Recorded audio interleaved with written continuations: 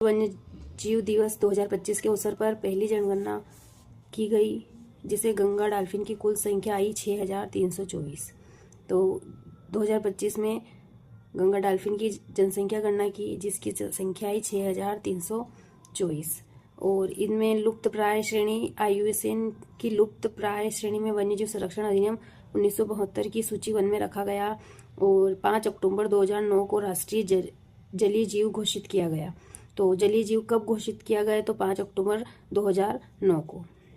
ये जो मैं अंडरलाइन कर रही है, आप इसको नोट कर लीजिए या फिर इसको अच्छे से पढ़ लीजिएगा, तो याद करने में आपको आसानी रहेगी। यह मीठे जल में पाई जाती है। कौन पाई जाती है? गंगा डॉल्फिन। तो एक बार और रिवाइज करते हैं। गंगा डॉल्फिन मीठे जल में पाई जाती है और इसका डॉल्फिन अभ्यारण्य है बिहार में।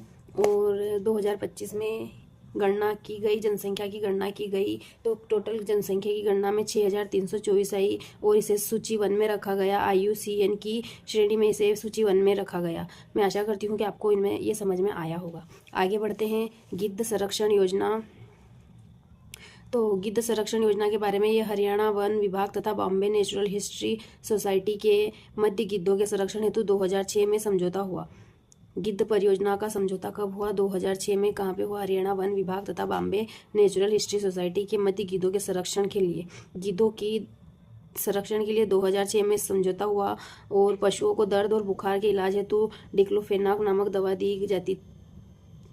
पशुओं को दर्द या बुखार के लिए डिक्लोफेनाक नामक दवाई दी जाती है और डिक्लोफेनाक युक्त मरे हुए पशु का मांस गिद्ध एक बार भी खा लेता है तो लगभग 30 दिन के भीतर उसकी मृत्यु हो जाती है। समझौता हुआ कि पशुओं को दर्द और बुखार के इलाज हेतु डिक्लोफेनाक नामक दवा दी जाती थे और डिक्लोफेनाक युक्त मरे हुए पशु का मांस अगर गिद्ध खा लेता है तो 30 दिन के भीतर उसकी मृत्यु हो जाती है। तो मध्य प्रदेश में 12,000 से अधिक गिद्ध पाए जाते हैं, इसलिए मध्य प्रदेश को गिद्ध प्रदेश की संज्ञा दी गई है। मध्य प्रदेश में कितने गिद्ध पाए गए? 12,000 से भी अधिक, और इसलिए मध्य प्रदेश को गिद्ध प्रदेश की संज्ञा दी गई है। एक बार और रिपीट करते हैं कि हरियाणा वन विभाग बॉम्बे नेचुरल हिस्ट्री में गिद्धों के संरक्षण हेतु 2006 में समझौता हुआ। मैं आशा करती हूँ कि आपको समझ में आ रहा होगा। जो मेन पॉइंट आप लिख लीजिए साथ के साथ। हरियाणा वन विभाग बॉम्बे नेचुरल हिस्ट्री सोसाइटी में गिद्धों के संरक्षण हेतु 2006 में समझौता हुआ। और क्यों हुआ? तो कि डिक्लोफेनाक नामक दवा दी जाती थी, जिससे क्या होता था कि अगर गिद्ध किसी भी मरे हुए जानवर का मांस खाए तो वो उसकी लगभग 30 दिन के भीतर मौत हो जाती थी। इसलिए गिद्धों के संरक्षण के लिए 2006 में समझौता हुआ। मध्य प्रदेश में सर्वाधिक 12,000 से अधिक गिद्ध पाए जाते हैं, इसलिए मध्य प्रदेश को गिद्ध प्रदेश की संज्ञा दी गई है। तो इसमें मैंने आपको जो मेन पॉइंट थे उन पे मैंने अंडरलाइन की है। बहुत ही IMP और बहुत ही मतलब आप कहीं भी ढूंढोगे तो नहीं मिलेंगे। जैसे सब कुछ मतलब जो मेन टॉपिक है वो उसी के बारे में बात की गई है। बाकी अदर कोई अलग से कोई बात नहीं है यहाँ पे। जो मेन आपके टॉपिक में है पर्यावरण के, उसी के बारे में बताऊंगी मैं। अलग से कुछ भी नहीं बताऊंगी। अगर मेरे साथ आप बने रहते हो तो मैं आपको पूरा एक के बाद एक टॉपिक वाइज रिवाइज कराऊंगी। मेरी और भी क्लासेस है जो आप उनको देख सकते हैं।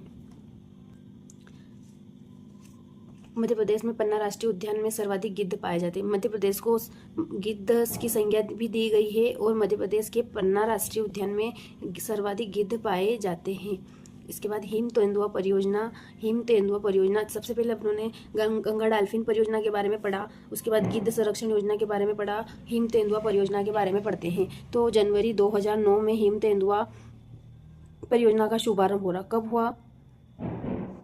2009 में, जनवरी 2009 में हिम तेंदुआ। यह परियोजना भारत के हिमालयी और राज्यों जम्मू एवं कश्मीर, हिमाचल प्रदेश, अरुणाचल प्रदेश तथा सिक्किम में क्रियान्वित की जा रही है। यह परियोजना भारत के हिमालयी राज्यों जैसे जम्मू एंड कश्मीर, हिमाचल प्रदेश, अरुणाचल प्रदेश तथा सिक्किम में क्रियान्वित की जा रही है। मध्य प्रदेश को तेंदुआ प्रदेश की संज्ञा प्राप्त है। ये पहले पढ़ चुके हैं हम।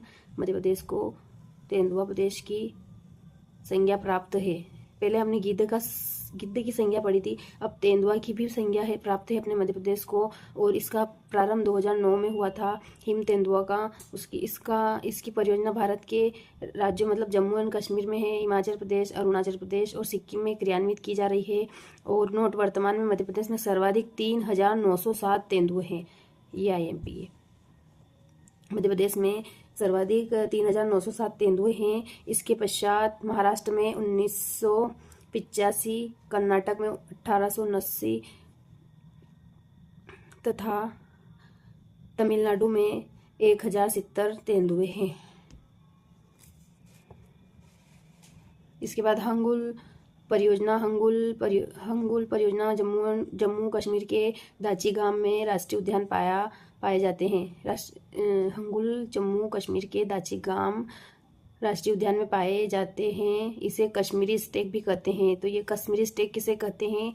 तो हंगुल को। यह कश्मीर का राजकीय पशु है और यह प्रोजेक्ट के IUCN के WWF ने वर्ष 1970 में प्रारंभ किया। तो ये कब प्रारंभ किया? 1970 में। और ये कश्मीर का राजकीय पशु है, कश्मीर स्टेक भी कहते हैं। और ये जम्मू कश्मीर के दाची गांव में पाए जाते हैं। और इस प्रोजेक्ट को IUCN ने WWF ने वर्ष 1970 में प्रारंभ किया। तो देख सकते हो आप कितना IMP है। ये सारे इसमें से प्रश्न और आंसर बन सकते हैं आपके कि ये हंगुल परियोजना कब आरंभ की गई? 1970 में। हंगुल कौन से गांव में? तो दाची गांव राष्ट्रीय उद्यान। और कश्मीर स्टेक भी कहते हैं। कश्मीर स्टेक किसे कहते हैं? कश्मीर का राजकीय पशु क्या है? ऐसे बन सकते हैं। इसके बाद घड़ियाल परियोजना, घड़ियाल प्रजनन परियोजना भारत सरकार ने UNDP की सहायता से वर्ष 1975 में ओडिशा के तिकरपाड़ा से घड़ियाल प्रजनन परियोजना का शुभारंभ किया। घड़ियाल परियोजना का कब प्रारंभ हुआ? तो 1975 में। कहाँ पे हुआ? ओडिशा, तिक्करपाड़ा, घड़ियाल प्रजनन परियोजना। कस्तूरी मृग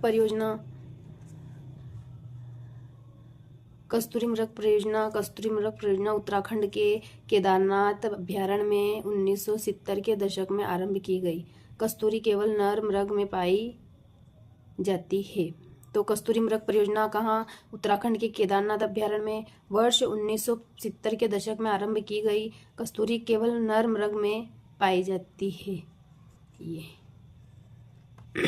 हाथी परियोजना प्रारंभ वर्ष 1992 के तहत हाथी गलियारा बनाए गए। कब बनाए गए? 1992 में। हाथी मेरे साथी प्रोजेक्ट बना। इसकी स्थापना 2011 में हुई। World life trust of India. हाथी प्रोजेक्ट की स्थापना कब हुई? तो 2011 में। World life trust of India का वह पर्यावरण मंत्रालय ने की थी। इसका शुभंकर गज्जू है। ये हाथी मेरे साथी प्रोजेक्ट 2011 में आया। यह परियोजना 1992 के तहत गलियारा बनाए गए और इसके बाद इसका शुभंकर है गज्जू। लाल पांडा परियोजना, यह पूर्वी हिमालय क्षेत्र में पाया जाता है। अरुणाचल प्रदेश में इसे केड बियर के नाम से जाना जाता है। लाल पांडा को अरुणाचल प्रदेश में केड बियर के नाम से जाना जाता है। लाल पांडा का शुभारंभ कब हुआ? तो 1996 में WWF के सहयोग से लाल पांडा परियोजना का शुभारंभ किया गया। यह सिक्किम का राज्य पशु है। लाल पांडा कौन से राज्य का राज्य पशु है? तो ये सिक्किम का राज्य पशु है। गेंडा परियोजना, इस परियोजना का प्रारंभ 1987 में किया गया था। भारत में गेंडा असम के मानस और काजीरंगा तथा पश्चिम बंगाल के जल्दापारा राष्ट्रीय उद्यान में पाए जाते हैं। तो गेंडे कहाँ पाए जाते हैं? असम के मानस और काजीरंगा तथा पश्चिम बंगाल में जल्दापारा राष्ट्रीय उद्यान में पाए जाते हैं। इनका प्रारंभ 1987 में हुआ। ये आप चित्र देख सकते हैं लाल गेंडा का। प्रोजेक्ट गोदावड़, तो द ग्रेट इंडियन बस्टेड नामक पक्षी को बचाने के लिए राजस्थान सरकार ने जैसलमेर में प्रोजेक्ट गोदावड़ का शुभारंभ किया। ये राजस्थान में जैसलमेर के प्रोजेक्ट गोदावरी का शुभारंभ किया? किसके लिए? द ग्रेट इंडियन बस्टर्ड नामक पक्षी को बचाने के लिए। राजस्थान सरकार ने जैसलमेर में प्रोजेक्ट गोदावरी का शुभारंभ किया और यह घास भूमि आवास की सांकेतिक प्रजाति है, अर्थात इसकी संख्या में कमी का अर्थ है कि भारत में घास भूमि आवासों की कमी हो रही है। इसके बाद कछुआ संरक्षण परियोजना, तो ओलिव रिडले दक्षिणी अमेरिकी कछुए की एक प्रजाति है। ओलिव रिडले अमेरिकी कछुए की एक प्रजाति है जो ओडिशा के समुद्री तट पर पाई जाती है। तो ये कहाँ की? दक्षिणी अमेरिकी की है और ये ओडिशा के समुद्री तट पर पाई जाती है। इसके संरक्षण की योजना का शुभारंभ 1975 में भितरकनिका अभ्यारण्य में किया गया। तो भितरकनिका अभ्यारण्य में किसका शुभारंभ किया गया? तो ये ओलिव रिडले दक्षिणी अमेरिकी की कछुए की प्रजाति का शुभारंभ भितरकनिका अभ्यारण्य का 1975 में किया गया और इस कछुए का प्रजनन स्थल गाहिरमाथा है। इस कछुए का प्रजनन स्थल गाहिरमाथा है। वर्तमान में गाहिरमाथा अभ्यारण्य कहाँ पे है? तो एकाकुलानासी द्वीप में है। ओलिव रिडले कछुए की संख्या में वृद्धि हुई जो इसके संरक्षण का संकेत है।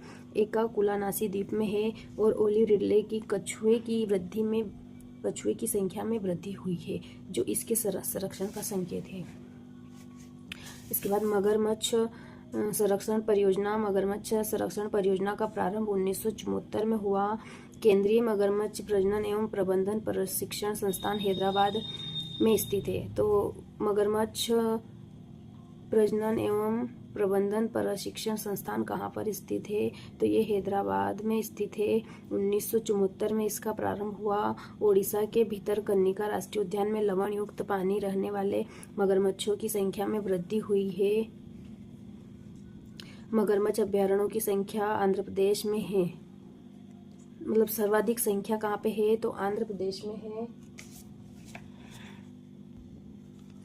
मणिपुर थामीन मृग परियोजना, मणिपुर में वर्ष 1977 में थामीन परियोजना की शुरुआत की गई। कहाँ पे की गई? मणिपुर राज्य में थामीन परियोजना की शुरुआत की गई। कब की? 1977 में। यह लोकटक झील के दक्षिणी पूर्वी भाग में पाया जाता है। लोकटक झील के दक्षिणी भाग में पाया जाता है। तो दोस्तों आज हमने सारी परियोजनाओं को निपटा डाला है। आपको समझ में आया होगा, मैं ऐसी आशा करती हूँ। अगर आपको समझ में आया है और आपको कुछ बेनिफिट मिला है तो आप प्लीज़ कमेंट करो और कुछ और कैसे और क्या आप मुझे कुछ और भी बता सकते हो कि आप मेरे को और क्या सुधार करना चाहिए।